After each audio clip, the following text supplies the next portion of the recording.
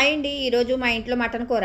ఈ మటన్ కూర మేము వండుకుని చానాళ్ళు అయిపోయిందండి. ఎందుకంటే మటన్ చాలా పిరుగ్గా ఉంటుందని. మరి ఇప్పుడైతే ఎందుకు వండుకుంటున్నారా అని అడుగుతారా? ఎందుకంటే కనుక చికెన్ తినకూడదంటండి. అందుకని మా ఆయన గారు మటన్ తెచ్చారన్నమాట.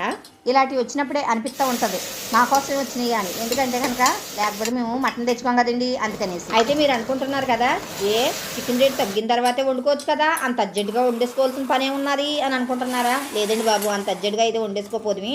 మా ఇంట్లోని ఒక కుక్క ఉంది. ఆ కుక్క అంటే నాకు కోపం వస్తుందండి. దాని పేరు బ్యూటీ. ఆ బ్యూటీ కోసం అయినా సరే నేను తప్పకుండా కూర వండాలి. ఇక కుక్క అంటే కోపం ఎందుకండి, కుక్కే కదండి అంటాము అనే సమయంలో చాలా మంది అనుకుంటా ఉంటారు.